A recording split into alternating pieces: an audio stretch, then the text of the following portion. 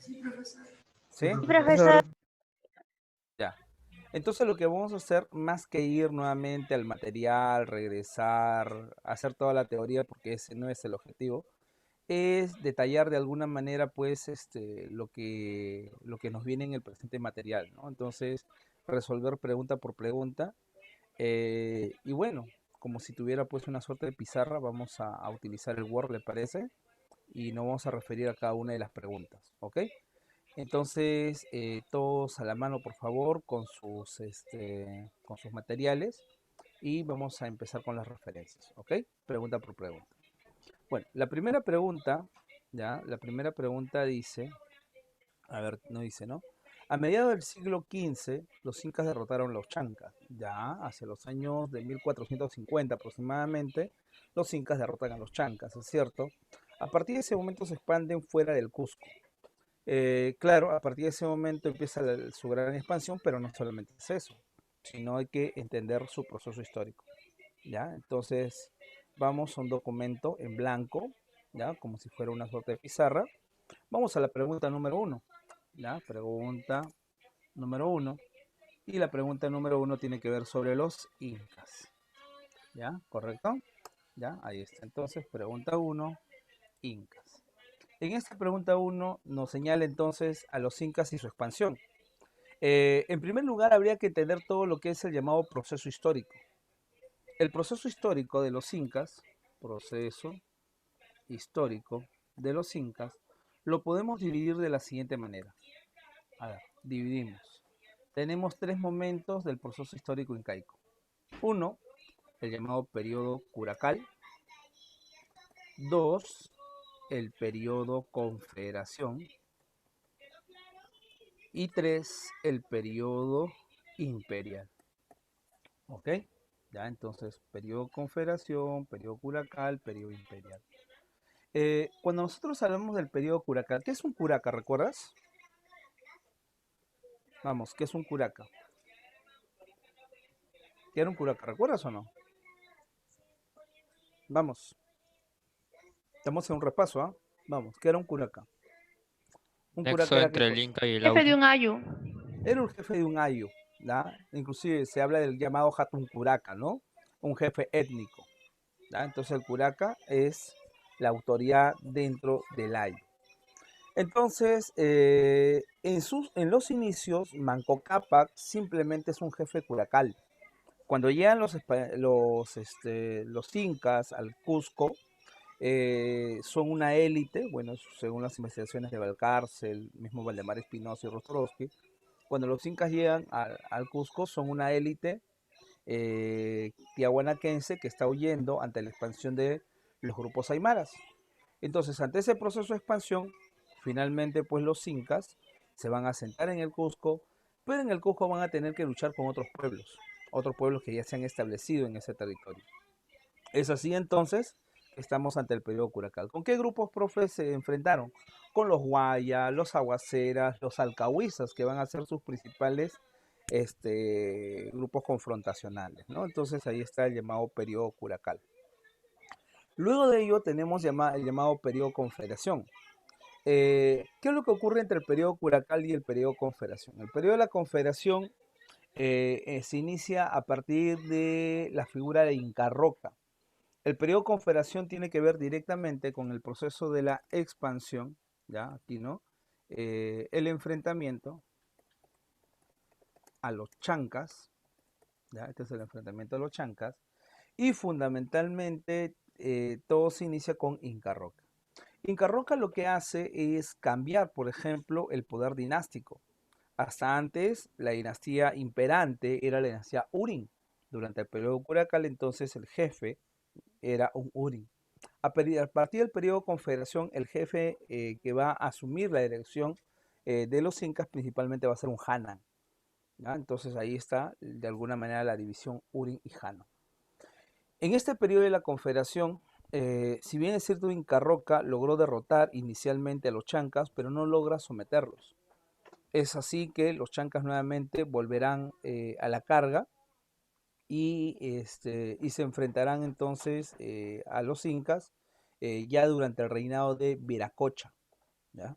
Viracocha está muy anciano, Viracocha no puede enfrentarse a los chancas, le encomienda la labor a su hijo Incaurco. Incaurco huye en el campo de batalla y los generales deciden nombrar como nuevo Inca a el señor Cusi Yupanqui.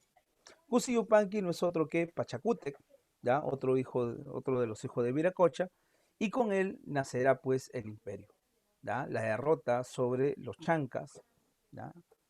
La derrota de los chancas entonces dará inicio a la formación imperial. Hablar del periodo imperial es hablar de tres incas fundamentalmente, ¿ya? ¿Quiénes serán los incas imperiales? A ver, un ratito, ¿ya? Entonces en el periodo imperial, todo se inicia con quién? Todo se inicia con Pachacútec, ¿no? Todo se inicia con Pachacútec. Pachacútec no es otra cosa que el señor Cusiyupanqui. Luego de él viene quién? Luego de él viene Tupac, Tupac Yupanqui. Luego de él viene quién? Huayna Capa. Huayna Capac. Huayna Capac. Listo. En el caso de el señor, en el caso de Pachacútec. Pachacútec es el fundador del imperio. Con Pachacútec se mandó a construir lo que va a ser con Pachacútec se manda a construir lo que va a ser Machu Picchu, ¿ya? Machu Picchu es mandado a edificar por Pachacútec. Con Pachacútec se establecen las bases del imperio. Se señala que con él es posible que se haya impuesto el runasimi como lengua oficial. La cuestión es que en el caso de la lengua, si bien es cierto se habla de runasimi, pero esto no es nuevo. El runasimi o el quechua viene de ser utilizado como una lengua oficial desde la época de los Wari. E inclusive el día de hoy sabemos que realmente el runasimi, sus orígenes son fundamentalmente costeros, más que de la sierra o la zona altiplánica. El idioma original de los incas es el puquina, ¿ya? Es el puquina, ¿no? Entonces, pero bueno, se utilizó el runasimi, que es posible que ya haya tenido una mayor difusión desde tiempo anterior, y se fue utilizada como lengua oficial, ¿no? La misma Rushadi señala pues que el quechua viene inclusive desde la época de Caral, ¿ya? Entonces, de ahí la importancia de utilizar pues el quechua como una lengua que podía ser utilizada por otros grupos étnicos. El imperio de ninguna manera establece una suerte de homogenización cultural, de que todos deben tener los mismos dioses, las mismas costumbres, ¿no? El Estado imperial lo que fundamentalmente va a tratar de aprovechar de los ayllus va a ser principalmente la fuerza laboral. Cuando hablamos de la fuerza laboral, entonces estamos hablando fundamentalmente establecer la mitad, el trabajo obligatorio en favor del Estado, ¿no? Entonces, eso es Pachacútec. Pachacútec tiene que ver con la mitad, tiene que ver con el establecimiento de la labor de los mitimaes, estos ayllus que van a ser trasladados bajo diferentes objetivos, ¿no? El objetivo de llevar a cabo la colonización, de mejorar de repente técnicas agrícolas, de mejorar técnicas orfebres, en fin. Por eso que cuando algunos hablan de los mitimaes, creen que solamente son colonizadores y no. Una labor podía ser la colonización, pero desarrollan labores diferentes. En el caso de Tupac Yupanqui es el que logra la máxima anexión de territorios. Pachacútec estableció algo que se llamó el correinado o el cogobierno. Algunos a veces confunden el correinado o cogobierno con lo que es la dualidad. La dualidad en el caso incaico es la dualidad Unin y Hanan, ¿ya? Los Urin y los Hanan. Eso es dualidad, ¿no? Hablamos de aquí cómo se entendía en ese momento el mundo andino como un mundo dual, ¿ya? Si existe arriba, existe abajo, si existe izquierda, existe derecha. Entonces, así, ¿no? Si existe macho, existe hembra. Entonces, es un mundo dual. Entonces, si existe Urin, existe Hanan, ¿no? Entonces, estamos hablando de la dualidad. Pero otra cosa es hablar del correinado o el cogobierno. Pachacútec estableció esta relación de el emperador y el auqui. ¿Quién es el auqui? El auqui es el príncipe heredero, no necesariamente el mayor, sino el más apto entre todos los miembros de su panaca, ¿ya? De su panaca. Entonces, de ahí va a salir pues Tupac Yupanqui. Una vez que Tupac Yupanqui accede al cargo, ¿ya? Y eso pasa con el Inca gobernante, Una vez que Tupac Yupanqui accede al cargo, entonces inmediatamente él tiene que formar su propia panaca. ¿Ya? La labor de él es formar su propia panaca. Profe, entonces deja de pertenecer a la panaca de Pachacútec, claro, deja de pertenecer a la panaca de Pachacútec. Profe, ¿qué pasa con sus hermanos, con los otros hijos de Pachacútec? Pasaban a ser Incarrapting, le llaman, ya, esa es la denominación, Incarrapting. ¿Qué es un Incarrapting, profe? Son los hermanos del Inca que van a ayudar en el gobierno, ¿no? Van a asumir algunos cargos de repente dentro del Consejo Real, que se llama el Tahuantinsuyo Camachic, algunos podrían ser Suyuyuc Apu, ¿no? Guaposuyos, jefes suyos, algunos Apunchic, ¿no? Jefes provinciales, en fin, ¿no? Entonces, llevan a cabo labores de gobierno, ¿ya? Pero él tiene el nuevo gobernante, una vez que ya su padre ha muerto, entonces el Auqui se transforma en emperador y tiene que formar su propia panaca. Tupac Yupanqui formó una panaca sumamente importante, dado que mientras iba anexando nuevos territorios, también lo que hacía era sumar nuevas esposas secundarias. El Inca practica la poligamia como una manera de poder expandir sus relaciones, podemos decirle, de poder con los diferentes grupos étnicos que han sido añadidos. Por ende, las esposas secundarias en gran parte son principalmente las hijas de estos curacas derrotados. Es así que Tupac Yupanqui va a establecer estos lazos con estos grupos étnicos y así va a poder brindarle estabilidad al imperio incaico. Entonces, esto es interesante, ¿no? Estos curacas, estos jefes étnicos, ya en la época de los incas, habían establecido estas relaciones para darle estabilidad al imperio. Algo similar va a ocurrir cuando lleguen los españoles más adelante. Cuando lleguen los españoles, los curacas también se van a reacomodar y ya no tanto en la alianza con los incas, sino en la alianza con los españoles, ¿no? Entonces, no es la primera vez que se van a reacomodar con los españoles, sino ya desde esta época, desde la época de los incas, ya se estaban reacomodando. Eso nos ayuda a entender una suerte pues de mundo mucho más dinámico, ¿no? Tupac Yupanqui logró las máximas anexiones territoriales. Principalmente tomó gran parte de lo que va a ser el territorio del llamado del Collasuyo, ¿ya? Llegará hasta el río Maule o Biobío y en su expansión por el norte llegará hasta las cercanías de Ecuador. Eh, en el caso de Tupac Yupanqui, se señala que en algún momento va a tratar de iniciar una expedición más allá del mar y es por eso que se le llama también el Inca navegante. Se señala sobre su expedición llegando hasta la zona pues hasta la zona de la Polinesia, ¿no? Entonces eso es lo que nos ha dicho pues también nos ha dejado el historiador pues del busto, ¿no? En el caso de Huayna Cápac, va a consolidar la expansión que ha dejado Tupac Yupanqui. Huayna Cápac en su última etapa se va a establecer en un lugar que se llama Tumibamba, en Ecuador, y desde ahí va a continuar con la expansión llegando hasta la zona del río Ancasmayo en Colombia, enfrentándose por ejemplo a los pastos, ¿no? La cuestión es que Huayna Cápac empieza a traer algún tipo de quiebre dentro del imperio. ¿Y por qué trae algún tipo de quiebre? Porque Huayna Cápac, al establecerse en Tumibamba, establece una nueva nobleza en Tumibamba, en Ecuador, y esto trae como consecuencia la discordia con la nobleza que está en el Cusco. La nobleza cusqueña en ese momento denuncia que Huayna Cápac ya está abandonando de alguna manera lo que ha sido pues el quehacer histórico de los incas, ¿no? Y de ahí que se vaya confabulando en algún momento una suerte pues aquí de terminar con el gobierno de Huayna Cápac. Pero bueno, estamos hablando de la época del esplendor del imperio. Entonces no va a ser una casualidad que al interior del gran estado incaico veamos pues pugnas entre las diferentes panacas, que es lo que ocurrió finalmente, ¿no? La guerra civil que se va a desatar entre Huáscar y Atahualpa es una guerra civil en la cual se van a enfrentar las dos panacas más poderosas de ese momento. La panaca de Tupac Yupanqui versus la panaca de Pachacútec. La panaca de Huayna Cápac todavía estaba en ese momento en formación, estaba recién consolidándose. Pero si Huáscar y Atahualpa son hijos de Huayna Cápac, ¿cómo es posible que estemos hablando de la guerra entre dos panacas si al final, ¿ya? Si al final los dos, ¿no? eran hijos de Huayna Cápac?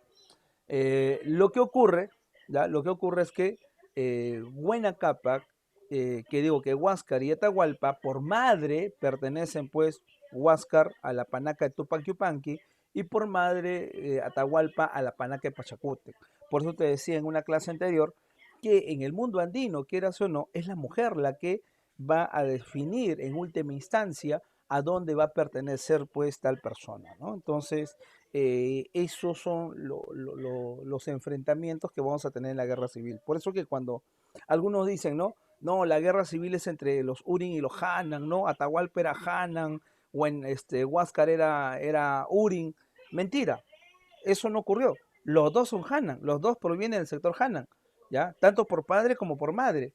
Profe, y los Surin se van a meter en el conflicto más adelante cuando entienden que en ese momento hay que enfrentarse a la panaca de Pachacútec y deciden apoyar a la panaca de Tupac Yupanqui. Por ende, van a apoyar en ese momento a Huáscar.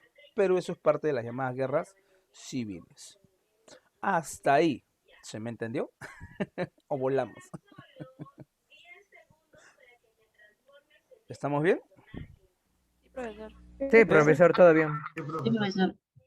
Listo. Ya. Entonces, como les señalaba, el objetivo es ir explicando. Entonces, Pachacútec Yupanqui, ya, estamos dando su nombre completo. ¿Qué es lo que hizo?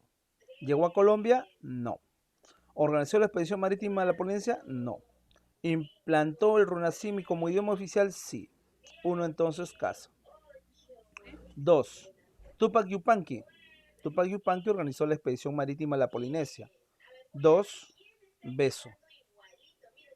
Entonces, uno, Casa. Dos, Beso. Y tres, Avión, pues, ¿no? Huayna Cápac llegó a conquistar hasta el nudo del Pasto Colombia verdadero, ¿no? Entonces, así sería la clave. Uno, Casa. Dos, Beso. Tres, Avión. Clave, Casa. Ajá. ¿Listo? Ahí está. Entonces, uno, Casa. Dos, en el tercer horizonte cultural panandino ocurrieron los siguientes hechos. Cuando nos hablan del tercer horizonte cultural panandino, a ver, seguimos hablando de los incas. Ya, seguimos hablando de los incas. Aquí, ¿no? Vamos a ver. Ajá. Vamos a poner pregunta 1. El tema ahí era incas. Pregunta 2. Pregunta. En esta pregunta número 2, ¿el tema sigue siendo incas o no? Sí. Vamos. ¿Sigue siendo incas o no? ¿Por qué sigue siendo incas? Porque estamos hablando de un horizonte. Y estamos hablando del horizonte tardío, exacto. ¿Ya? Pregunta 1, entonces, ahí no ha habido problema. Pregunta 2. Hablemos entonces de los incas como el horizonte tardío. ¿Qué es un horizonte? ¿Qué es un horizonte? ¿A qué le llamamos horizonte? Cultura de gran extensión territorial. Ya, pero solamente es eso, expansión territorial, es algo más. Entonces Es algo sería más. una de ellas. Es un periodo, está bien, está señalando un periodo. ¿Periodo de qué? Periodo de expansión, ¿ya? O podemos decir de homogenización o expansión, ¿ya? O expansión del predominio, expansión del predominio de una determinada sociedad, ¿ya? Determinada sociedad sobre gran parte del mundo andino. Listo. ¿Ya? Profesor, por si acaso se sigue viendo el PDF de las preguntas. Se sigue viendo. No, no entendí. Allá. Soy esta vez. Ya, aquí está. Disculpe, disculpe. Ya, ahí está. Entonces, por aquí. Dice, ¿no? ¿Qué es entonces un horizonte? Es un periodo fundamentalmente de homogenización. ¿Ya? Vamos aquí. Vamos a poner aquí el diseño. Orientación. Ahí está. ¿Ya? Entonces, es un periodo, nos señala, de homogenización o expansión ¿ya? Del predominio de una determinada sociedad sobre gran parte del mundo andino. ¿Cuáles son los 3 horizontes que hemos tenido a lo largo del mundo andino? ¿Horizonte ha sido quién? Chavín. Chavín ha sido horizonte. ¿Quién más ha sido horizonte? ¿Tiahuanaco ha sido horizonte? No. Guari. Guari ha sido horizonte. Y la otra ha Incas. sido Incas. Inca. ¿No? Incas. Ahí está. Tiahuanaco es un caso especial, ¿no? Tiahuanaco está durante la etapa de la época de la hegemonía de Huari, convivió, tuvo de alguna manera intercambio cultural. Los Pucará, ya, pero hablemos de los Tiahuanaco. Hay un artículo a nivel de investigaciones altiplánicas en la cual se señala que tanto Pucará como Tiahuanaco se van desarrollando casi a la par.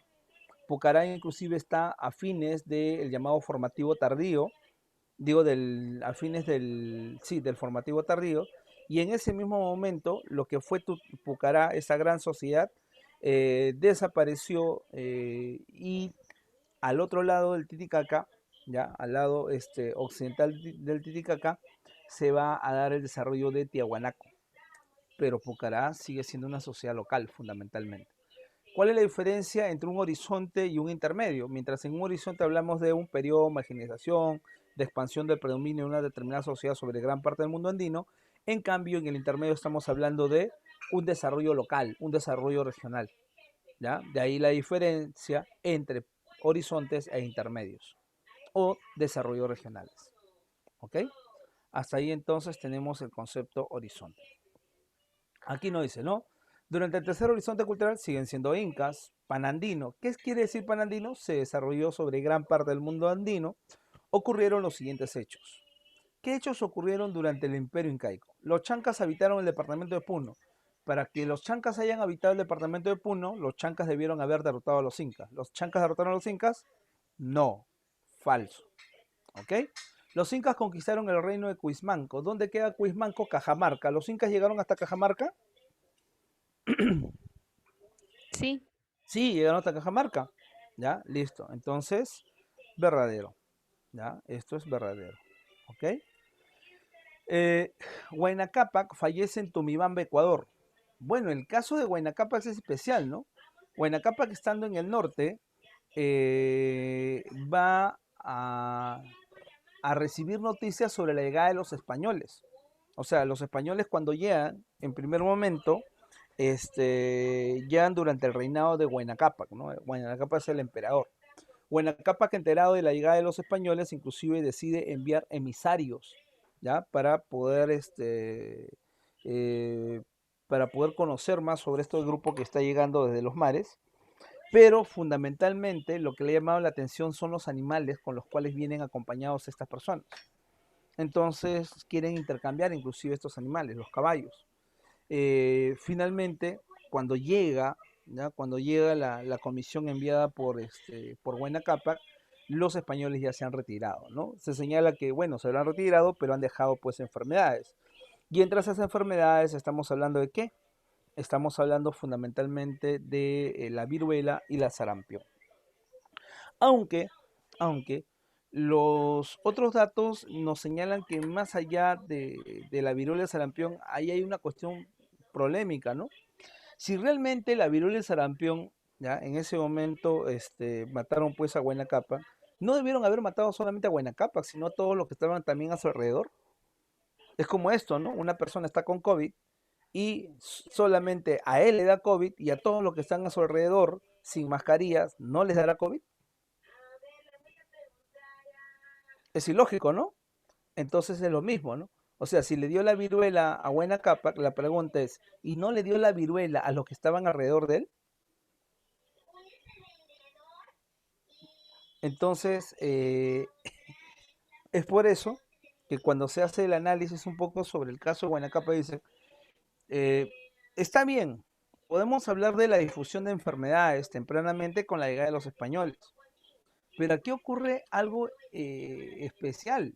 La muerte de Huayna Cápac es rápida, es así, de un momento a otro la fiebre aumenta y se lo lleva, ¿ya? Inclusive estando en su lecho de muerte, Huayna Cápac en Tumibamba, en Ecuador, señala en ese momento que venga Suauki. ¿Y quién es Suauki? Suauki es Ninan Kuyoshi, ¿ya? Ninan Kuyoshi. Y van a buscar a su hijo, a Ninan Kuyoshi, y Ninan Kuyoshi está muerto, lo han ahogado. Cuando la comisión que fue aquí, ¿no?, a buscar a Ninan Kuyoshi regresa, Huayna Cápac ya está muerto. Y los que estaban alrededor de Huayna Cápac, los que quedaron en ese momento, porque hay una comisión que ya salió rumbo al Cusco, señalan que en su último aliento, Huayna Cápac dijo Huáscar y murió. ¿Quién estaba en el norte en ese momento? Estaba la madre de Huayna Cápac. La madre, digo, de Huáscar estaba acompañando a Huayna Cápac. Segundo, recuerda que había esta pugna entre la nobleza de Tumibamba y la nobleza cusqueña. Entonces la comisión que está regresando desde Tumibamba, está yendo hacia el Cusco, está yendo con el objetivo de coronar a Huáscar como el nuevo Inca. Y de esa manera la nobleza de Cusco pudiera retomar el control del poder. Pero la pregunta es, la gente que estaba en el norte en ese momento, apoyando pues a Huayna Cápac, y entre ellos su hijo Atahualpa, ¿se van a quedar de brazos cruzados? No. Producto de esto vamos a dar inicio a la llamada guerra civil. Entonces no es tan fácil, ¿ya? Pero bueno, sí, se da la muerte de Huayna Cápac en Tumibamba, en Ecuador. Verdadero. Profe, está trayendo nuevos datos, ¿no? Yo siempre manejo esos datos. Huáscar conquistó a los pastos en Colombia, no, pues eso lo hace Huayna Cápac. Tumbes o Tumpis, Cañares y Chimús fueron juzgados por los incas, claro, sí fueron juzgados, sometidos por los incas. Ya, eso sí es verdadero. Entonces con esto, ¿y el clave o no? ¿Cuál sería la clave? La 2, D. 3 y 5, La ¿no? D. Dedo. Listo. Hasta ahí, ¿estamos bien? Profe, pero en el otro lado no le he puesto muchos datos. En el otro lado lo que hemos hecho es la diferenciación de horizonte e intermedio. ¿Ya? Conceptos. Pregunta número. A ver. Pregunta número 3. Hasta ahí, ¿estamos bien? ¿Les parece? ¿O quieren que les repase todo el tema? Normal, ¿no? ¿Todo bien? Listo. Ya, listo. Vamos pregunta por pregunta. Vamos entonces a la pregunta número 3. Educación formal y planificada dentro de la organización del Imperio Incaico. Sigue siendo Incas. Estaba destinado por los... A ver, hablemos de la educación. Educación incaica. Entonces, el tema viene a ser ahora educación en los Incas. Incaica. A ver, en el caso de los Incas, educación. Ya, vamos a la parte educativa. ¿Todos se podían educar? ¿Todos tenían la posibilidad de educarse en los Incas? No. Entonces es una educación No. es elitista. ¿Qué quiere decir? Solamente es para la nobleza. ¿Ya? Entonces solamente es para la nobleza. ¿Qué nobleza es la que se educa? ¿Qué nobleza es la que recibe educación? Fundamentalmente la nobleza de sangre. Cuando hablamos de la nobleza de sangre nos estamos refiriendo a las panacas. ¿Qué son las panacas? Vamos, ¿qué es una panaca? ¿A qué La le- familia real. Ya. La panaca es una familia, la familia real, pero hay algo más. Hay algo más. La panaca en sí, en pregunta, examen, misión, se le llama así. Panaca, ¿ya? La panaca viene a ser la sucesión femenina y masculina del Inca. ¿Ya? Entonces, sucesión femenina y masculina del Inca. No entiendo, profe, pero no solamente son los hijos del Inca, no pues, y una vez que mueran sus hijos, ¿qué harán los nietos, pues, profe? Estarán por ahí de repente todos los de la línea familiar, listo. Es una nobleza de sangre, sucesión femenina y masculina. Recuerda que la labor de la panaca, ¿cuál es? Cuidar entonces a la momia del Inca, ¿ya? Esa es la labor, ¿no? Cuidar a la momia del Inca. Cuidar fundamentalmente la memoria del Inca, lo que ha sido el Inca. Entre comillas, el Inca no ha muerto. El Inca simplemente ha pasado a un nuevo tipo de estadio, ¿ya? Es lo único que ha pasado con el Inca. ¿A qué estado ha pasado? Pasado a un estado, entre comillas, inerte, pero sigue, entre comillas, siendo la gran autoridad, ¿ya? Entonces, bajo la cosmovisión andina, el Inca nunca muere. El Inca simplemente ha pasado a un nuevo estadio. Por ende, mantiene sus tierras, ¿ya? En la época incaica se le otorgaba tierras al Inca. Su familia tiene entonces tierras, tiene yanaconas. ¿Qué son estas yanaconas? Gente que ha sido sacada de su ayu para trabajar en favor de la nobleza incaica. Entonces mantiene todo eso.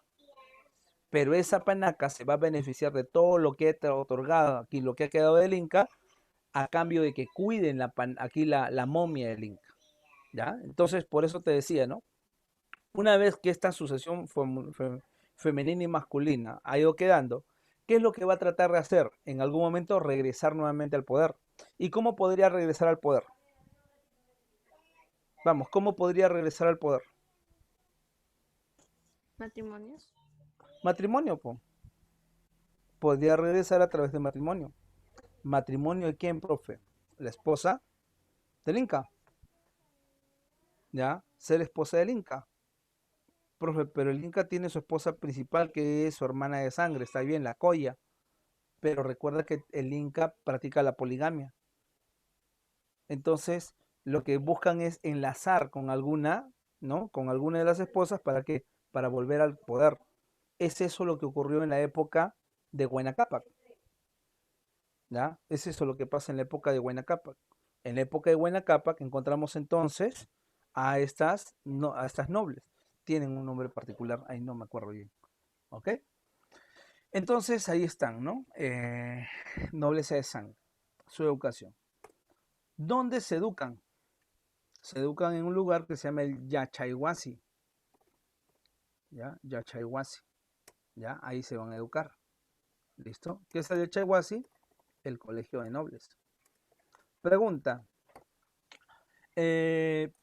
Un noble curacal, ¿ya? Aquí el hijo de un curaca, ¿podría ir al Yachayhuasi? No. ¿Mm? Aquí no, el hijo de un curaca, ¿podría ir al Yachayhuasi? Sí, sí podría ir.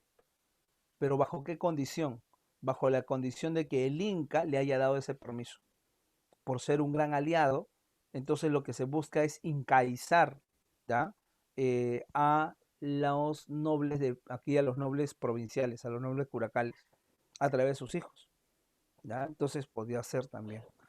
Los jóvenes nobles tienen que pasar por una ceremonia que se llama, a ver, el Huarachico, Huarachico o el Huarachicuy. ¿Y qué significa el Huarachico o el Huarachicuy?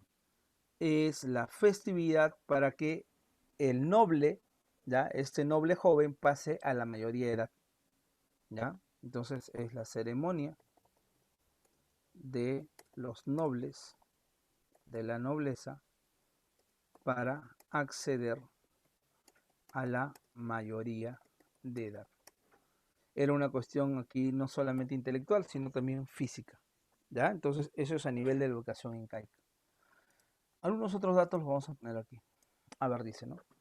La educación formal y planificada dentro de la organización del Imperio Incaico estaba destinado ¿para quién estaba destinado? Para los hijos de la nobleza, ¿no? Ahí creo que no hay ningún problema. 4 dice. Lugar específico donde funcionaba el Yachayhuasi en la ciudad del Cusco, ¿ya? Había un lugar, profe, especial para el funcionamiento del Yachayhuasi fundado por Inca Roca, ¿ya? El Coricancha, Maruhuasi, Amuracancha. Profesor, las panacas tenían poder económico y de mercado, por así decirlo. Las panacas lo que tienen es poder económico, ¿ya? Las panacas lo que tienen es poder económico, fundamentalmente poder político. Pero ya hablar de poder de mercado es otra cosa. Hablar de mercado es hablar de alguna manera, de esta interrelación económica bajo términos un poco más occidentales.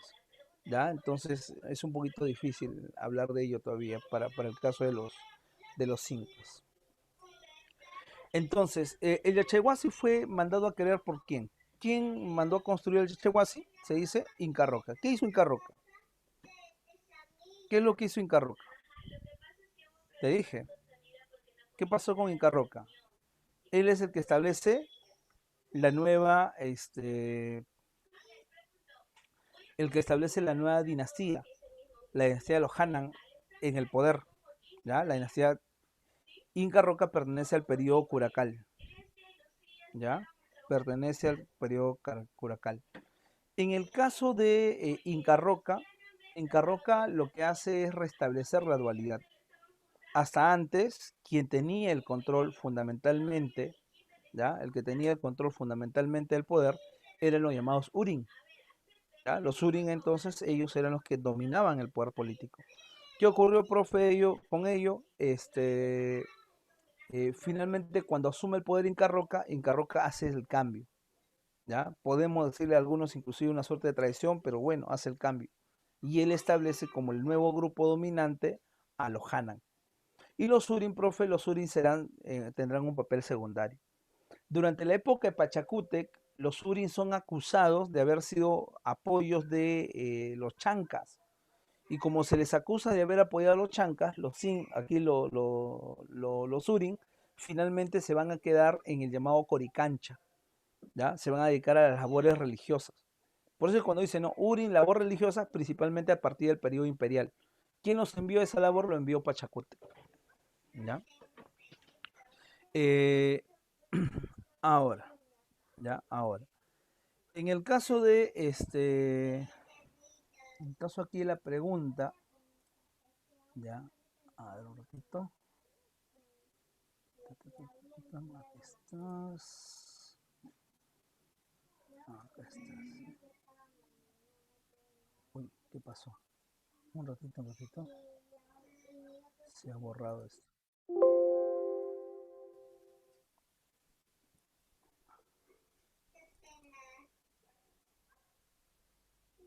Ya. Ya. Entonces, nos señalan, ¿no? Dice la pregunta, el lugar específico donde funcionaba el Yachaywasi en la ciudad del Cusco, ¿cuál es? ¿Ya? ¿Dónde quedaba? ¿Se ve la pantalla? Ah, no, está aquí. Acá está. Listo. ¿Dónde quedaba? Quedaba en el llamado Coricancha, ¿ya? Cerca al Templo del Sol. Cerca al Templo del Sol. ¿Ya? Entonces, el lugar específico donde funcionaba el Yachaywasi en la ciudad del Cusco, fundado por Inca Roca. ¿Ya? Entonces, ahí tenemos otra clave. Pero bueno, es un dato fundamentalmente. 5 dice.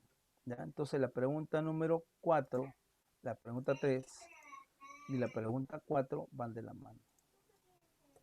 3 y 4. ¿Ok?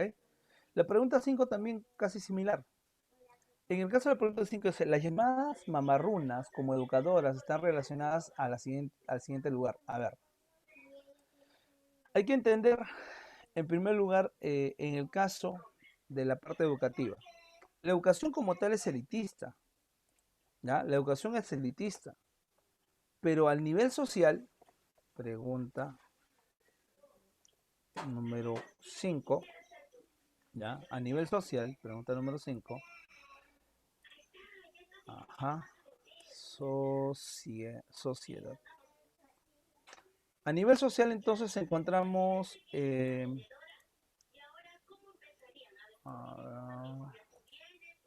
Tenemos entonces. ¿Ya? Tenemos la organización de la siguiente manera, ¿no? Ajá. A ver. En la gente del común, hablamos del AYU. El AYU. ¿Qué es el AYU, profe? El AYU es el núcleo de la sociedad. Ese AYU tiene algunas características, como por ejemplo, el AYU es una suerte de clan familiar. Es un clan familiar. Se reconocen todos ellos como parte de una familia ampliada. Es endogámica. ¿Qué quiere decir endogámica? Quiere decir que se unen entre ellos. Buscan ser autárquicos. ¿Qué quiere decir autárquicos? Quiere decir buscan el autoconsumo, ¿ya? La autogestión. Entonces no depender de lo que le brinde el Estado.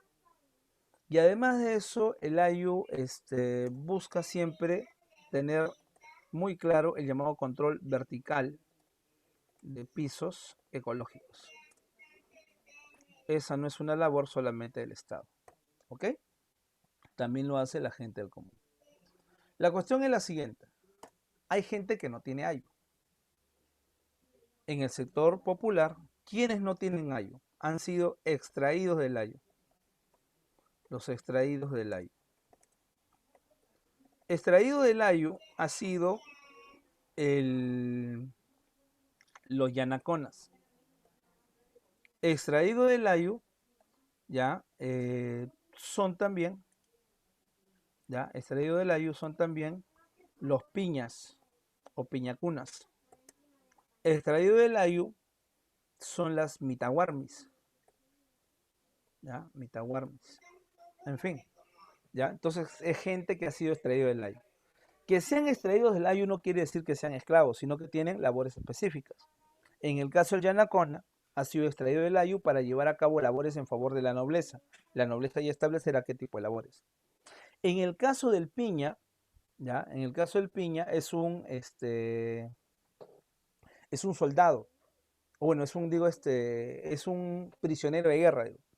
Y como prisionero de guerra, gran parte de esos piñas serán enviados a la zona de los jocales. En el caso de la Mitahuarmi, es una mujer que va a ser dedicada a labores sexuales en favor del ejército.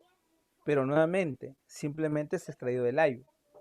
Y también tenemos además aguias. Y las aguias también son extraídas del AYU. ¿Para qué, profe? Para que lleven a cabo su labor, ¿ya? La labor de elaborar la mejor chicha de jora, elaborar el tejido más fino del mundo andino, que es el caso del cumbi. ¿Ya? Entonces, todos ellos son extraídos del AYU. Una cosa es que sean extraídos del AYU y otra cosa es que sean esclavos. ¿Ya? Entonces, ese punto. En el caso de las akyas, ¿ya? Estas mujeres que han sido sacadas del AYU a temprana edad, algunas de ellas con el tiempo se van a poder convertir en mamaconas o una suerte de mamahuarmis. ¿Dónde, profe? En el llamado Agyahuasi. ¿Ya? Entonces tenemos ahí a las mamarrunas, también se le llama, ¿ya? Que están encargadas de adiestrar en el Agyahuasi. El término que no me convence es educar, porque el término educación, como te digo, como tal, la educación formal, ¿ya? La educación formal tiene que ver pues con una cuestión elitista. Aquí la cuestión es, ellas tienen que ir adiestrando en la labor de elaborar el tejido más fino, el tejido fino que es el combi, en la elaboración de la chichejora, en fin. ¿Ya? Entonces, ahí está, 5 casas. 6. Establezca las relaciones correctas sobre los viajes de Francisco Pizarro al Imperio Incaico. Ya. A ver, vamos a Pizarro. Entonces, por aquí, pregunta. Ajá. Pregunta número 6. Pregunta número 6 tiene que ver con el proceso de la invasión al Tahuantinsuyo. Invasión al Tahuantinsuyo. A ver, en el caso de la invasión al Tahuantinsuyo, nosotros señalamos que aquí hay 3 viajes, dice, ¿no? Nos hablan de 3 viajes. El primer viaje es el viaje de exploración. Es un viaje donde le va mal, ¿ya? Les va terrible en este primer viaje. Llegan a Puerto Piñas, Puerto del Hambre, Pueblo Quemado, en fin. El segundo viaje es el llamado viaje de descubrimiento. En ese viaje de descubrimiento, finalmente, Francisco Pizarro organiza mejor su expedición. Y en este viaje de descubrimiento, Pizarro logra llegar a la desembocadura del río Santa llega a la fortaleza de Tumbes y con eso está entonces dicho, ¿no? Realmente esos grandes territorios existen. El tercer viaje ya tiene que ver con el viaje de invasión, ¿ya? El viaje de invasión. Listo. Y en ese tercer viaje de invasión, finalmente es donde se va a capturar a Atahualpa, se da la alianza con los Huancas, Cañares, Chachapoyas, en fin. ¿Ya? Entonces, así se da el proceso de los viajes de invasión, que es los que nos hacen referencia. Ahora, ¿qué otras cosas más ocurren? En el primer viaje, ¿ya? O después del primer viaje, ¿ya? Después del primer viaje, se va a dar algo que se llama la porfía de Atacamés, o el incidente de Atacamés. ¿Qué es lo que pasa? Pizarro es el capitán de la expedición, pero uno de los que ha apoyado la expedición es un señor que se llama Pedro Arias Dávila. Pedro Arias Dávila, el gobernador de Panamá, ha decidido de alguna manera romper esta unidad, esta alianza que existe entre Pizarro y Almagro, y le promete a Almagro otorgarle el liderazgo de la expedición. ¿Ya? Entonces, finalmente en Atacamés casi se van a las manos. ¿Ya? Casi se van a las manos entonces los pizarristas y los almagristas. Pero esto es después del primer viaje. ¿Ya? Eso será después del primer viaje. En el segundo viaje, a ver, un rato. A ver, aquí lo que no me queda claro es sobre... listo.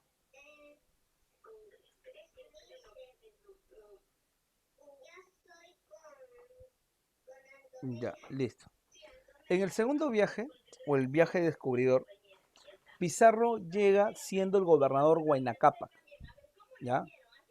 Cuando llega Pizarro durante el contexto de la época de Huayna Cápac, ya Pizarro se está encontrando con algunas, ¿ya? Con algunos habitantes de estos territorios, está empezando a sacar información, ¿ya? Pero es muy básico todavía lo que obtiene, ¿no?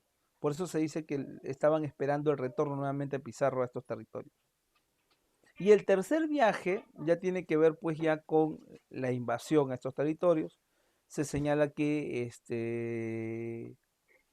van a llegar a la zona pues de, eh, ¿cómo se llama esto?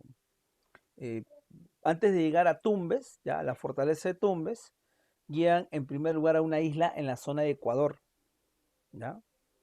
Y ahí casi los españoles son prácticamente eliminados, fugan de ese lugar ante la persecución del curaca de dicha isla, ¿ya?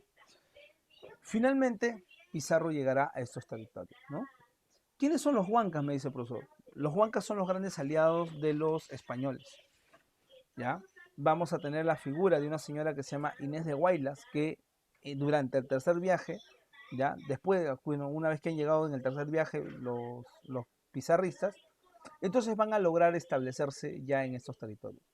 Cuando te hablo de la verruga, ¿ya? De la verruga del cuaque, es la verruga peruana, ¿ya? Es la verruga peruana. Por entonces surgen las verrugas del cuaque, ya, pero para eso se tiene que dar el encuentro con la gente de estos territorios, ¿ok? ¿Cómo sería, profe, las claves aquí? Bien forzado, ya, bien forzado sería primer viaje explorador, bueno, después de la profía de Atacamés, correcto. Segundo viaje serían los primeros, ya surgen las primeras verrugas producto del encuentro con los primeros nativos en estos territorios. Y el tercer viaje sería pues con la bahía de Cochama, ¿no? Entonces sería 1A, 2B, 3C. ¿Hay clave? Sí, está la A. ¿Ya? Listo. Pregunta 7 dice. El imperio incaico gozaba de una población estable en la para la época. Esto lo demuestra el respectivo reparto de tierras o topos. Pero a la llegada de los conquistadores europeos se inicia un marcado descenso poblacional de los aborígenes, a partir de la década de la tercera década del siglo XVI, 1500. Esto se vio entre otras razones. Bueno, una vez que llegan los españoles, ¿ya? Lo que inmediatamente van a buscar es obtener la mayor cantidad de riquezas posibles, ¿ya? Entonces, por aquí, listo, sigue siendo parte de la pregunta de invasión al Tahuantinsuyo. 7. Entonces, ya una vez que se han establecido esos territorios, lo inmediato es una gran baja demográfica, principalmente en la zona costera.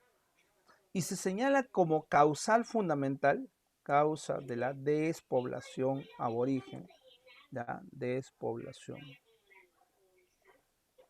aborigen, fundamentalmente, ¿ya? Fundamentalmente las enfermedades.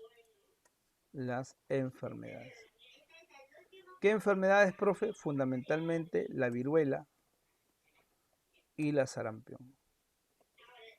¿Ya? La viruela y la sarampión. Que van a ser las enfermedades que van a ser terribles en esos primeros momentos.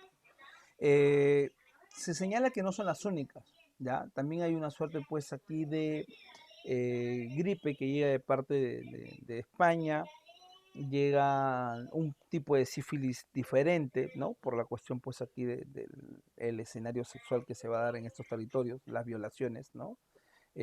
A las nativas. Y bueno, ya todo eso es lo que va a empezar a difundirse de gran manera por donde dé paso el español. Entonces por aquí dice, esto se debió entre otras razones, fundamentalmente al cambio climático, no. A la apertura de mina en Potosí, bueno, la apertura de mina en Potosí va a ser durante el virreinato, pero no es lo principal, no es lo que se va a llevar la mayor cantidad de gente. Va a haber muertos, va a haber explotación, sí, pero no es lo principal. El surgimiento de la gripe y la sarampión, bueno, sí, podría ser. El trabajo adaptador al interior de los obrajes. ¿Qué es un obraje? El obraje es un taller artesanal, fundamentalmente textil. ¿Ya? También habrá mita ahí, será la llamada mita obrajera, pero no, la gran mayoría se fue principalmente por las enfermedades. ¿Ya? Enfermedades, caso. Este es otro punto interesante, ¿no? Hay el profesor Raúl Porras Barnechea, ya el historiador, tiene un texto acerca de aquellos viajeros, además de Pizarro, que llegan a estos territorios, ¿ya? Que también se reclaman como los que en primer lugar llegaron a estos territorios.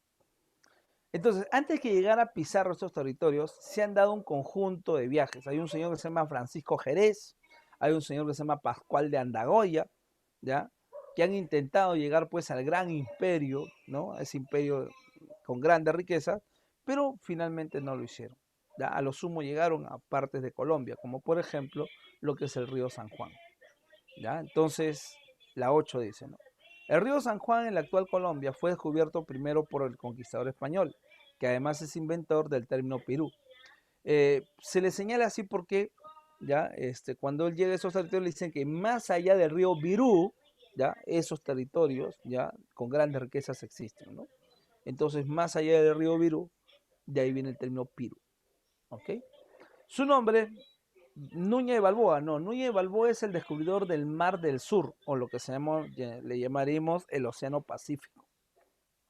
Francisco Becerra no tiene nada que ver, Gaspar Morales tampoco, Pascual de Anagoya.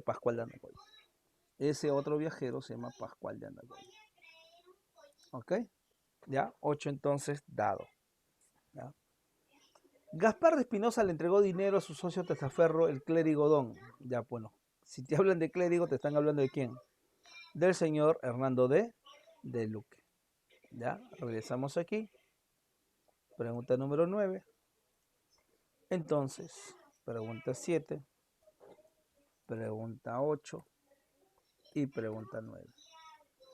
A ver, ahí lo que tenemos, ¿ya? Ahí lo que tenemos es entonces los llamados, la empresa de Levante, ¿ya? Levante se le llama, o la empresa o los socios, ¿no? Los 3 socios de la conquista. Esa empresa de Levante está constituida por ¿quién? está Pizarro, ¿ya?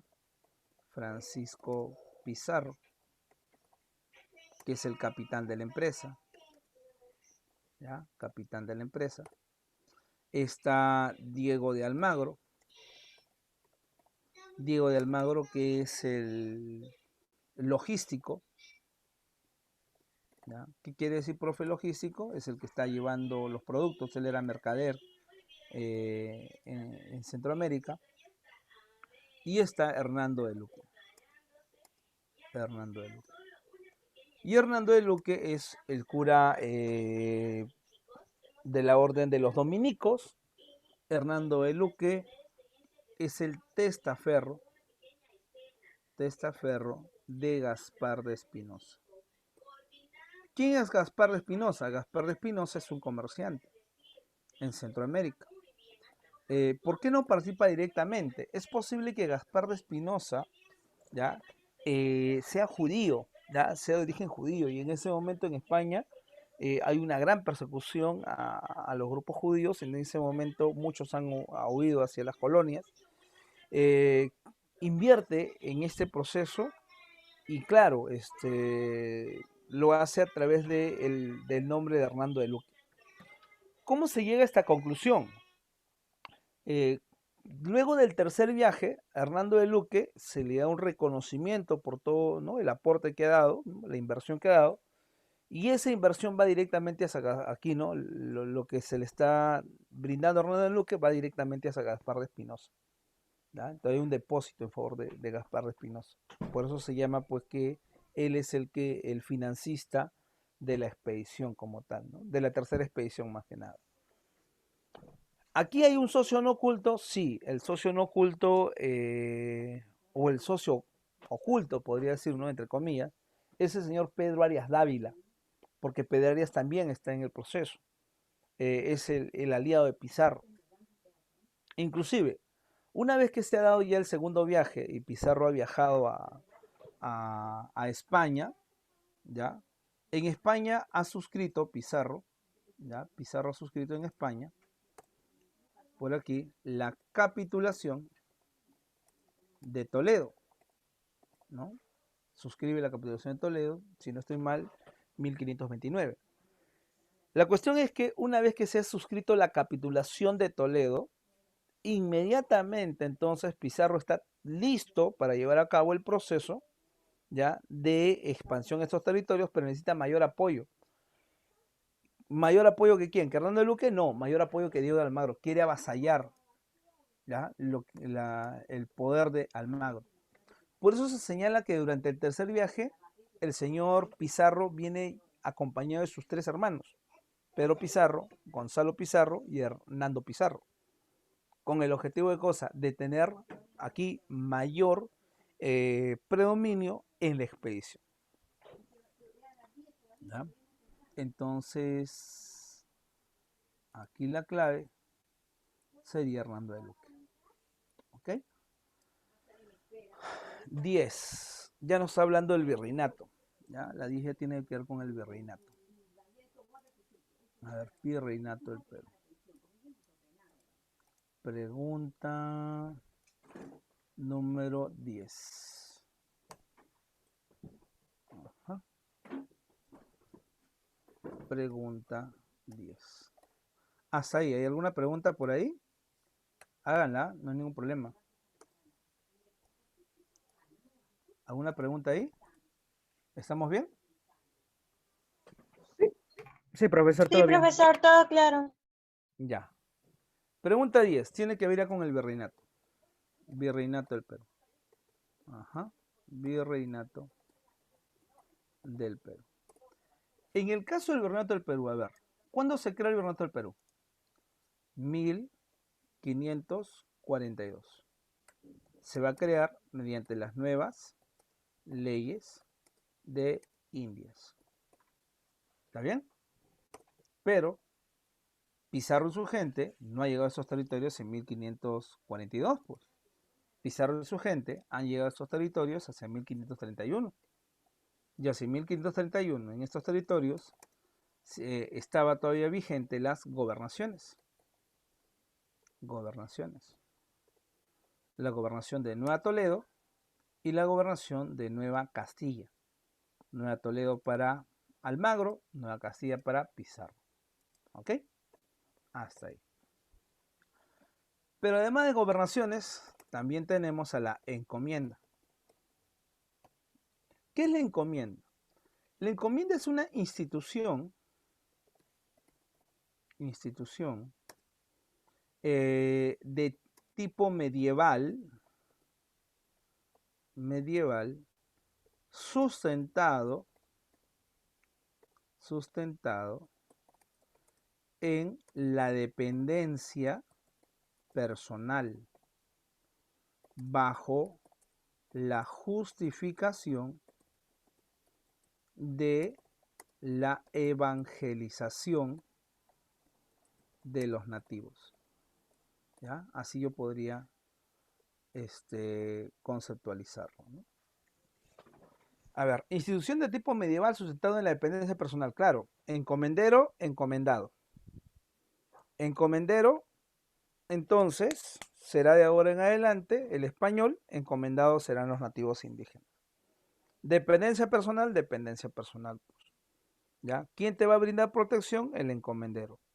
¿Quién es el protegido? El encomendado. Como el encomendado es entonces protegido, él tiene que pagar, ¿ya? Tiene que pagar al protector. ¿Cómo le va a pagar? Le va a pagar en trabajo, le va a pagar en productos, en fin, todo aquello que le ayude para su sustento. Por eso se dice, ¿ya? Por eso se dice que la encomienda en realidad es un reparto de indígenas. Es un reparto de indígenas entre los españoles. Pero bajo la justificación de que simplemente se los va a evangelizar. O sea, nuevamente, ¿no? Yo no te vengo a invadir, ¿ya? Yo no te vengo a explotar, me preocupa tu alma. ¿Ya? Esa es la justificación. Finalmente, ¿ya? Finalmente, aquí se está dando también la primera evangelización. La primera evangelización. Esta primera evangelización entonces estaba encargada por el encomendero. Según el señor Bartolomé de las Casas, ¿ha funcionado o no ha funcionado esta primera evangelización? Fue un ¿Ha fracaso. funcionado o no? No, ha fracasado. Y como ha fracasado, entonces realmente este encomendero ha venido pues aquí a imponerse, a prácticamente atropellar al indígena como si fuera un esclavo. Entonces, como el español se ha comportado así, entonces, ¿qué hay que hacer? Lo que hay que hacer es que, bueno, el encomendero se ha comportado así, entonces de ahora en adelante alguien tiene que encargarse de la evangelización de los indígenas. ¿Y quién se va a encargar de la evangelización de los indígenas? El monarca, la corona española. Ahora, la corona española, ¿cómo se va a poner de ahora en adelante a administrar a todo ese conjunto indígena? A través de la creación del virreinato. Con el virreinato del Perú, de ahora en adelante, entonces, los indígenas y su evangelización quedan en manos de el monarca. Aquí se inicia la segunda evangelización. ¿Ya? La segunda evangelización. Esta segunda evangelización viene bajo los auspicios de la contrarreforma religiosa. Y eso lo han visto en esta semana. ¿Qué es eso de la contrarreforma religiosa? Vamos. ¿Sí? ¿Han visto ese tema o no? ¿Han visto reforma y contrarreforma o no? ¿Sí? ¿Sí? ¿Quién les enseñó reforma y contrarreforma? ¿Mi hermano? ¿Sí? Ah, mi gemelo malvado. Ah, el que raja de la iglesia. Claro. Ya. Ya. Entonces, ahí se da la segunda evangelización. Ahí están los auspicios de la contrarreforma religiosa. Y en estos auspicios de la contrarreforma religiosa, pregunta, ¿qué orden religiosa estaba en esa contrarreforma religiosa? Vamos, ¿qué orden religiosa estaba en esa contrarreforma religiosa? ¿Jesuitas o dominicos principalmente? Jesuitas. jesuitas. Ajá, los jesuitas. Listo, entonces todo va a venir acompañado de los jesuitas y la segunda evangelización. Consulta. En 1542 finalmente se pudo establecer el virreinato totalmente. ¿Fue fácil establecer el virreinato? ¿Fue fácil o no? No, pues. Porque ni bien estableció el virreinato, eliminaste la gobernación y eliminaste las encomiendas. ¿Cuál fue la reacción entonces de parte de los españoles? La llamada rebelión de los encomenderos. ¿Ya? Ante ello se da la rebelión de los encomenderos. Dirigido por un señor que se llama Francisco Pizarro. Gonzalo Pizarro. Gonzalo Pizarro. Gonzalo Pizarro. ¿Y qué hace Pizarro? Este Gonzalo Pizarro derrota a quién? Al primer rey del Perú, ¿no? El señor Blasco Núñez de Vela o Balboa. Vela. De vela. Vela, vela. Y en ese momento, ¿no? Le entra ¿no? el espíritu veneco y lo decapita, ¿no? Ya, ya empezamos, profe. Ya. Entonces, adiós al primer virrey. Pregunta, ¿a la corona le conviene esto? ¿Le conviene que los encomenderos ahora reclamen el control de todo este territorio, inclusive rompiendo con España? Gonzalo Pizarro rompe con España.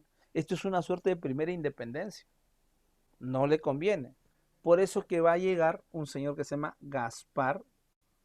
Aquí, ¿no? Hoy digo, claro, en ese momento la corona española va a enviar pues a su Terminator, ¿no? Y Gonzalo Pizarro será eliminado por, a ver, ¿cómo se llama este señor? A ver, uno era Cristóbal Baque Castro, que es el que trae las nuevas leyes de Indias, y el otro es... no es Pedro de la Gasparó, Gasca. Pedro Lagasca. Pedro de la Gasca. Y Pedro Lagasca, ¿ya? O Pedro de la Gasca, hace algo interesante también. ¿Qué es lo que hace Pedro Lagasca? Él no es que llegue con un gran ejército para terminar con Gonzalo Pizarro. Él tiene mucha muñeca política. Y la muñeca política de Lagasca hace que Lagasca le diga a la gente, ¿no? Le diga a los encomenderos que están en estos territorios. ¿Tú estás a favor de los pizarristas o de los almagristas? No, yo soy almagrista, pero bueno, ya sean pizarristas o almagristas, las nuevas leyes de India me perjudican. Al final, quieras o no, el mal menor es Gonzalo Pizarro. Pero Lagasca dice, no te preocupes, la corona te va a mantener tu encomienda. La corona te va a mantener tus privilegios, siempre y cuando apoyes a la corona. Hay que terminar con este Gonzalo Pizarro que está yendo en contra de la corona. Pero, ¿cómo me garantizas de que me vas a entregar todo eso? Tienes mi palabra. Confía en mí. No, pero Gonzalo Pizarro, si Gonzalo Pizarro pierde, vas a perderlo todo tú también. Entonces, si me apoyas, vas a poder mantener tus propiedades. Entonces, mejor no apoyo a ninguno de los dos. Si no apoyas a ninguno de los dos, es como si estuvieses en contra de la corona. Y por no apoyar, también lo vas a perder todo. Aquí no hay 3 opciones. Aquí solamente hay 2. O estás conmigo o estás contra mí. Esa es la Gasca. Y la Gasca obtiene el apoyo de encomenderos, principalmente almagristas, que se van a lanzar contra el señor Pizarro y finalmente lo derrota. Derrota en la batalla de Jaquijaguana al señor Gonzalo Pizarro. Y así nomás lo dejó, lo llevó de prisionero a España. No. ¿Qué pasó con el señor Gonzalo Pizarro? También lo decapita, ¿no? ¿Sí? Nuevamente, ¿no? Entonces esto no es veneco, esto es español, ya le he dicho. Esto es español.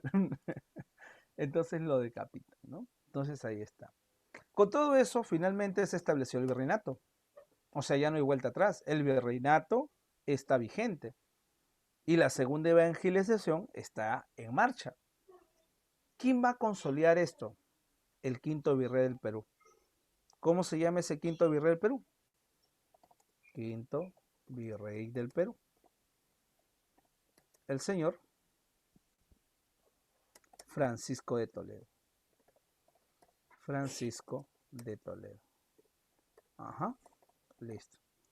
Cuando Francisco de Toledo llega a estos territorios, entonces él es el que va a establecer las bases del virreinato. Virreinato. ¿Listo? Por ejemplo, ¿qué establecen esas bases del virreinato? Por ejemplo, va a crear las llamadas reducciones. Con él se crean las reducciones. ¿Qué son las reducciones? Son los llamados pueblos de indios, ¿no? Reducciones, pueblos de indios. ¿Para qué sirven las reducciones? Alguna vez en pregunta de ensayo vino el carácter, ¿no? Escriba usted sobre el carácter económico, social, político y religioso de las reducciones. Vamos al carácter económico. La reducción me sirve para juntar a toda la gente y saber cómo voy a hacer para administrar la mitad. ¿Qué es la mitad, profe? El trabajo obligatorio de estos indígenas en favor del Estado. El tributo indígena. Voy a saber con cuántas personas cuento para de esa manera poder recaudar el tributo. Y 3. También me sirve para qué. Le he quitado, al establecer la reducción, le he quitado sus tierras a la masa indígena. Le he quitado, ¿qué cosa? Lo que tenían, que era el AYU, el control vertical de los pisos ecológicos y por ende su autarquía económica, su autosostenimiento. Ahora tienen necesidad de monedas para poder comprar, para alimentarse. Entonces, ¿qué he hecho? Estoy insertando al indígena a la lógica del uso de monedas. La mita y el tributo indígena ayuda también en lo mismo. ¿Ya? Ayuda también en lo mismo. ¿Ya?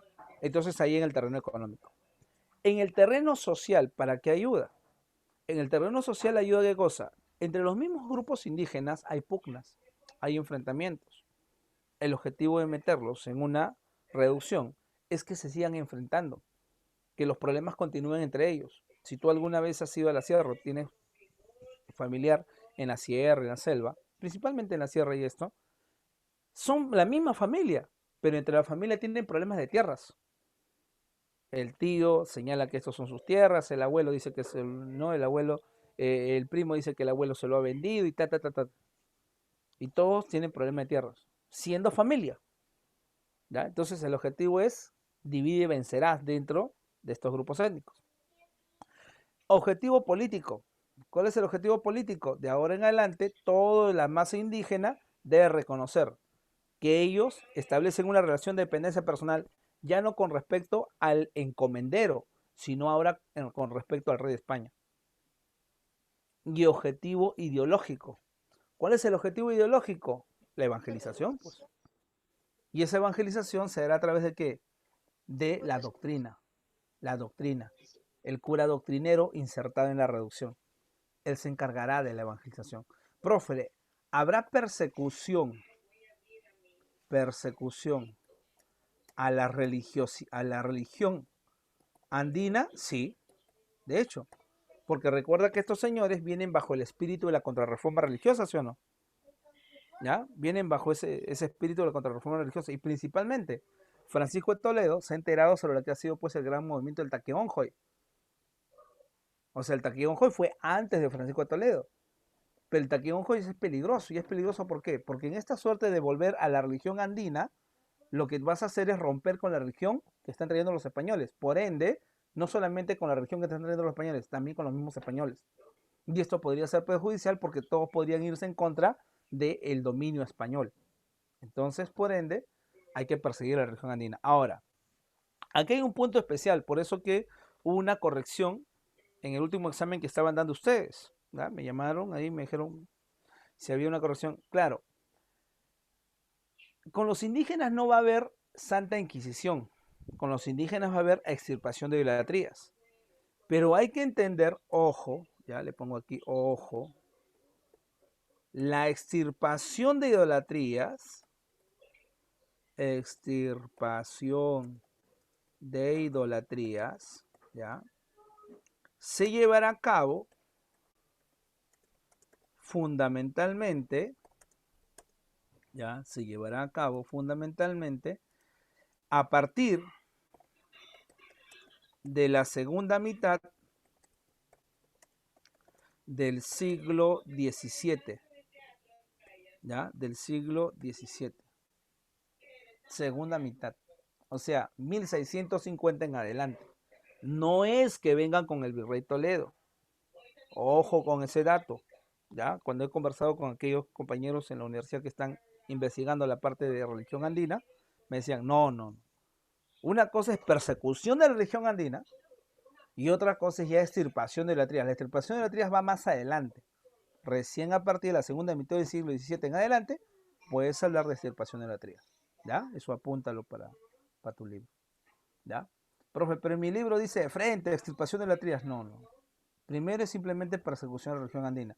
Profe, pero se parecen. Ah, sí, se parecen, pero bajo el término de extirpación de idolatrías, bajo la institución de extirpación de idolatrías con ese nombre, recién se lleva a cabo, recién a partir del siglo, segunda mitad del siglo XVII. Profe, ¿y lo del Taquionjoy? Lo del Taquionjoy fue una persecución de la región andina. ¿Se entiende? ¿Sí? ¿Estamos bien? ¿Hasta ahí estamos bien? Sí, Sí, profesor. profesor. Ya. Entonces, ¿Cuál es la diferencia? aquí vamos hasta la 15, ¿no? Esta es de la pregunta 10. Profe, también se establece el yanaconaje. Claro, también, ¿no? Entonces, nuevamente, ¿no? ¿En qué se diferencia, profe? Aquí, ¿no? Persecución de la religión andina con extirpación de idolatrías. En esencia casi es lo mismo, pero el problema es que el término extirpación de idolatrías como institución recién aparece aquí a mediados del siglo XVII. Hasta antes no hay, bajo ese término. ¿Ya? No existe. ¿Ya? Entonces hasta antes lo que tiene simplemente es persecución de huacas andinas y todo ello. ¿Ya? A ver, vamos aquí a las preguntas para consolidar. 10. Luego de la ejecución de Atahualpa y la entrada de los españoles a la capital incaica, Manco Inca asumió la corona imperial. ¿Ya? Después de esta confrontación por el Cusco ante los españoles, el Inca y parte de la élite se refugiaron en Vilcabamba, correcto. Hasta la ejecución de Tupac Amaru I ordenada por el virrey Toledo. Listo, ¿no? Descuartizado, ¿no? Según señale las consecuencias de este proceso. ¿Ya? Consecuencias de este proceso. ¿De qué proceso, profe? De lo que va a ser, pues, bueno, todo, ¿no? La ejecución de Atahualpa, confrontación en el Cusco, la eliminación de Tupac Amaru I. Listo. Lucha entre Pizarreta y Almadita, eso es antes. Campaña de extirpación de idolatrías. Campaña aquí de persecución a la región andina. ¿Ya? Porque el término extirpación de idolatrías es mucho más adelante. Segunda mitad del siglo XVII. ¿Ya? Entonces, por eso le he puesto ahí anular. Hay que poner campaña de persecución de la religión andina. Ah, eso sí. Fundación del virreinato. Ya se ha fundado el virreinato ya en ese momento. Surgimiento del movimiento Taquioncoy. Puede ser sometimiento del movimiento Taquioncoy. Sometimiento de la élite incaica. La élite incaica se sometió, sí, al final se sometió, ¿no? Entonces tenemos estas dos claves. Dado, ¿no? Dado. Pregunta 11. Batalla que cerró la definitiva derrota de la rebelión de los encomenderos a las afueras de la ciudad del Cusco. ¿Cómo se llama esa batalla? Jaquijahuana, ¿no? Jaquijahuana. Dedo. ¿Sí? En la lista ocupó el cargo de pacificador del Perú durante la rebelión de Gonzalo Pizarro en contra de las autoridades reales. ¿Cómo se llama ese señor? El pacificador. Lagasca, ¿no? Lagasca. 13. El gobierno virreinal necesitó de grandes ingresos fiscales y estableció el pago de diferentes impuestos. Al respecto, establezca la relación correcta. Ah, ya. Durante el virreinato hay impuestos. Por ejemplo, el cobo es por la acuñación de monedas. Uno casa. La alcabala es por la venta de inmuebles, ¿sí? El día de hoy es por la venta de inmuebles, ¿no? En ese momento era por la compra y venta también de productos a nivel interno. La primicia es la primera cosecha. 3 dedos. ¿Ya? ¿Hay clave o no con eso? Profe, 1 casa, 2 beso, 3 casa. La D parece, profe. Quinto real, oro y plata para la corona. Claro, avión. Listo, dado. 14.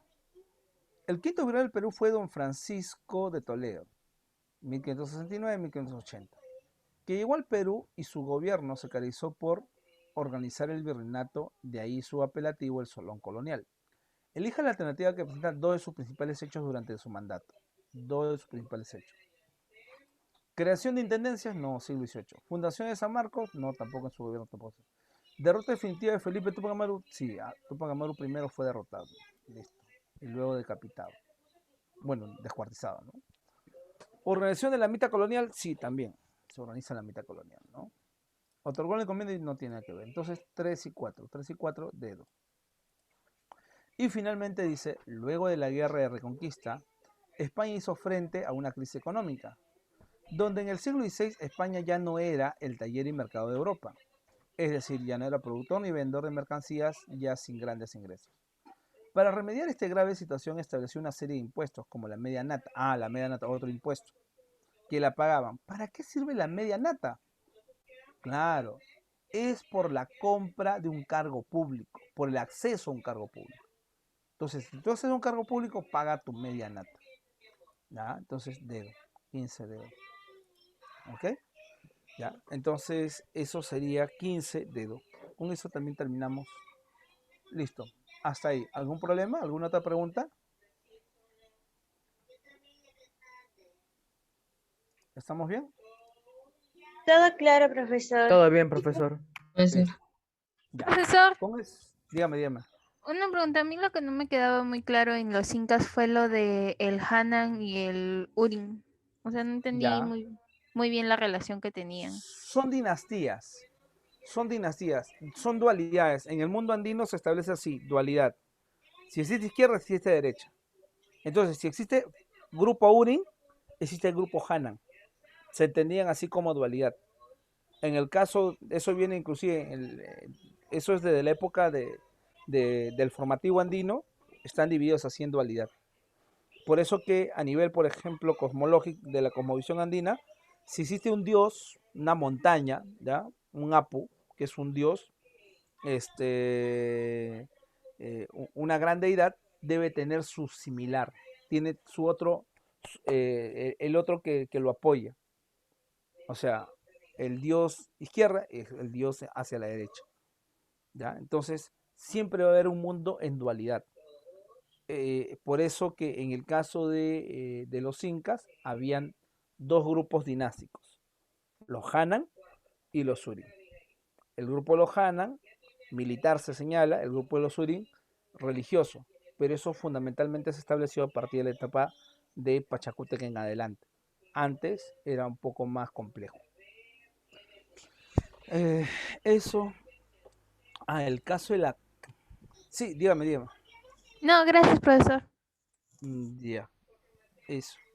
En el caso de la capacuna me parece que es la relación de los gobernantes, si no estoy mal, ¿ya? Pero en gráfico, ¿ya? La capacuna. Ajá. Un rato. Ahí está. Claro, está bien. La capacuna es la lista de los incas, pero en dibujos, ¿ya? Una capacuna sería algo así, para ir terminando. Algo así. A ver, imágenes. Capacuna. Ahí está.